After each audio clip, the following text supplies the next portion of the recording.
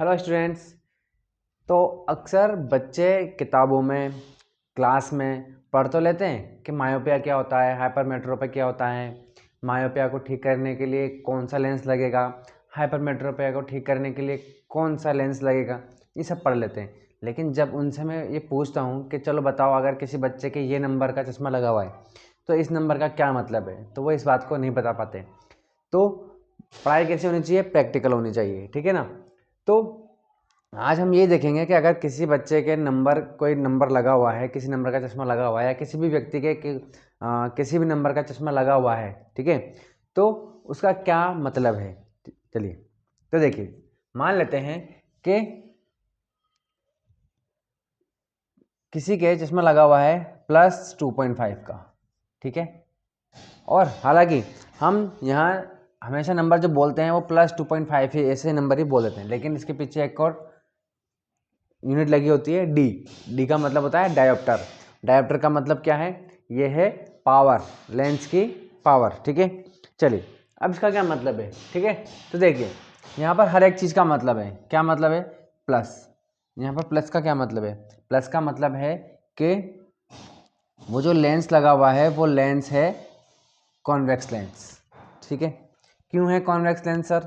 इसलिए है क्योंकि ये जो लेंस होता है ये क्या करता है? इसके ऊपर आने वाले लाइट्स को कन्वर्ज करता है। और कन्वर्ज कहाँ करता है?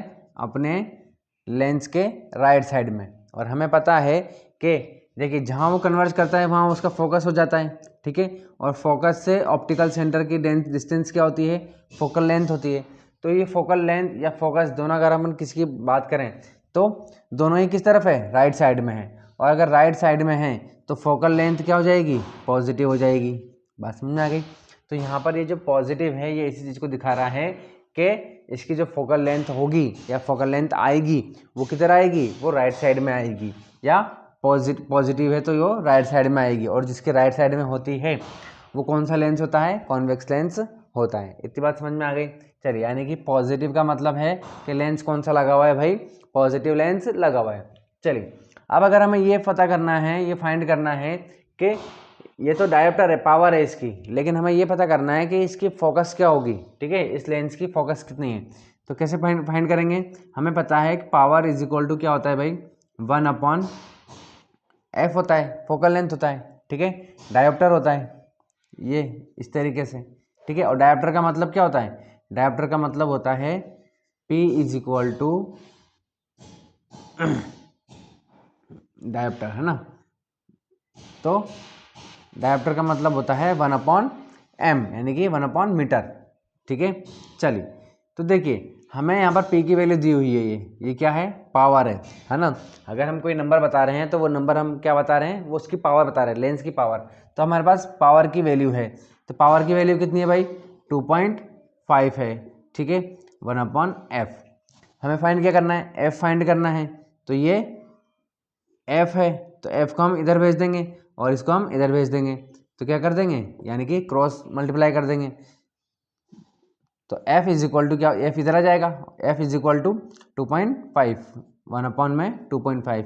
और यूनिट क्या है इसकी? 2.5 क्या भाई? डायोप्टर, ठीक है। तो ये f इज इक्वल टू क्या हो जाएगा भाई? 1/, पॉइंट हटाएंगे, पॉइंट हटाते ही ऊपर क्या चल जाएगा? 10 आ जाएगा, ठीक है। नीचे 25 आ गया, ठीक है। चलिए, और d का मतलब क्या था भाई? 1/मीटर। तो ये अपॉन में आ गया, मीटर ऊपर चल जाएगा, ठीक है। चलिए, तो f is equal to 10/25 metre. इतनी बात समझ में आ गई? अब इसको डिवाइड करेंगे तो कितना आ जाएगा? डिवाइड कैसे करेंगे भाई? एक काम करते हैं, ऊपर नीचे 10 से इंटू कर देते हैं इस तरीके से, ठीक है। तो 25 से 100 कट जाएगा 4 टाइम, फिर 10 से डिवाइड कर देंगे तो कितना जाएगा? 0.4 मीटर। और दिख रहा है क्या? ज़्यादा नीचे चल गया हो?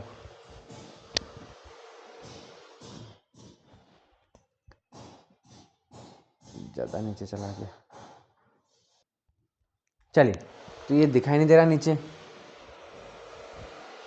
इसको इधर लिख लेते हैं यहाँ पर, ठीक है। चलिए, तो 10 से डिवाइड करेंगे तो कितना आ जाएगा भाई? f is equal to 0.4 metre. 4 metre का मतलब क्या हुआ भाई? 100 सेंटीमीटर, तो यहाँ से पॉइंट हटाएंगे नीचे 4/10 मीटर की जगह 100 सेंटीमीटर, ठीक है, 0 से 0 कट जाएगा, तो F = कितना आ गया हमारे पास 40 सेंटीमीटर। इसका मतलब जो लेंस हमने लगाया है वो लेंस कितने सेंटीमीटर, उसकी फोकल लेंथ कितनी है 40 सेंटीमीटर की उसकी फोकल लेंथ है। इसका क्या मतलब हुआ, इसका मतलब ये है कि देखिए मान लीजिए कि ये कोई आँख है, ठीक है, इस तरीके से ये है, ठीक है। चलिए, तो अभी क्या है कि वो कोई चीज़ देख रहा है, ठीक है, तो लाइट रे ऐसे आ रही है, ऐसे आकर के ये क्या कर रही है, इसको पीछे की तरफ कन्वर्ज कर रही है, रेटिना से पीछे की तरफ कन्वर्ज कर रही है, ठीक है। अब क्या किया हमने, इसके यानी कि ये पीछे कन्वर्ज कर रही है, हमें चाहिए कि रेटिना पर कन्वर्ज करे, यानी कि पहले ही कन्वर्ज करे, यानी कि और ज़्यादा कन्वर्ज करे। तो और ज़्यादा कन्वर्ज करने के लिए हमें कौन सा लेंस लगाना पड़ेगा, कॉन्वेक्स लेंस लगाना पड़ेगा, ठीक है। तो क्या होगा भाई इस केस में ये होगा कि अब जो लाइट रे आएगी, ठीक है, इसको कॉन्वेक्स लेंस पहले ही कन्वर्ज कर देगा इतना, ठीक है, इतना कन्वर्ज कर दिया पहले ही, तो अब ये इसको और ज़्यादा कन्वर्ज कर देगा, ठीक है, तो और ज़्यादा कन्वर्ज कर देगा तो बिल्कुल रेटिना पर इमेज बनेगी, अगर रेटिना पर इमेज बनेगी तो कोई भी चीज़ हमें साफ दिखाई देती है। बात समझ में आ गई। तो देखिए इस एक नंबर से हमने कितनी बड़ी सारी कैलकुलेशन करी और कितनी सारा इसका मीनिंग निकला है, ठीक है ना। तो नंबर इतना सिंपल नहीं है कि भाई इतने नंबर का लगा हुआ है, इसका मतलब बहुत सारी चीज़ें इसका मीनिंग निकलती है, ठीक है। चलिए अब देखते हैं माइनस में क्या होता है। चलिए यहीं पे देख लेते हैं, ठीक है, इसी नंबर को देख लेते हैं। भाई कोई क्या है, लेंस कोई चश्मा है, उसका नंबर कितना है -2.5 डायोप्टर, ठीक है भाई। चलिए सेम टू सेम है। अब यहाँ पर प्लस का मतलब क्या था भाई, कॉन्वेक्स लेंस, माइनस का मतलब क्या होगा, कॉनकेव लेंस, ठीक है।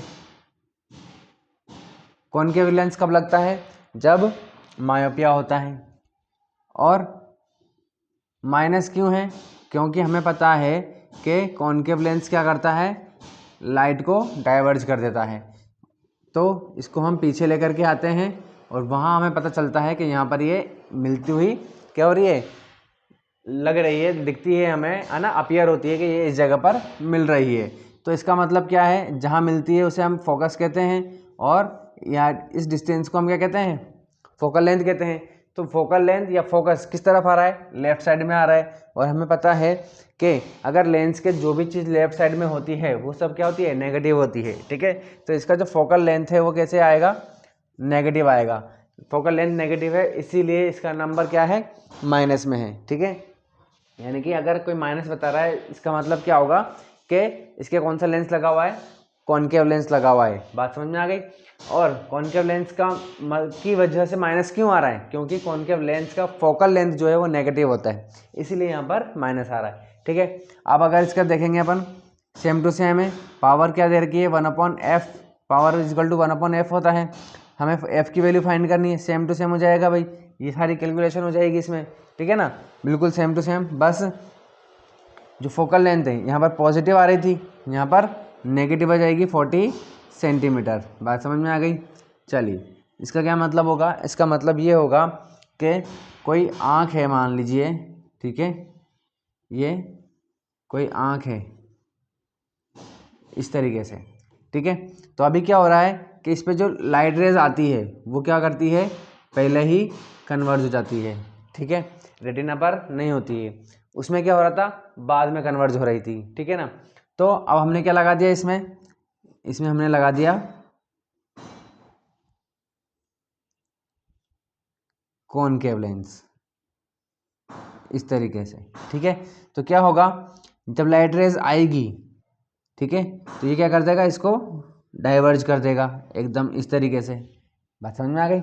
तो अब डाइवर्ज कर देगा, तो अब जो लाइट रे है वो पहले ही डाइवर्ज हो चुकी है, तो अब जब कन्वर्ज होगा, यानी कि ये पहले क्या कर रहा था, हमारा आई का लेंस जो है वो उसको बहुत ज़्यादा डाइवर्ज कर रहा था, इतना ज़्यादा डाइवर्ज कर रहा था कि रेटिना से पहले ही वो मिल जा रही थी, ठीक है।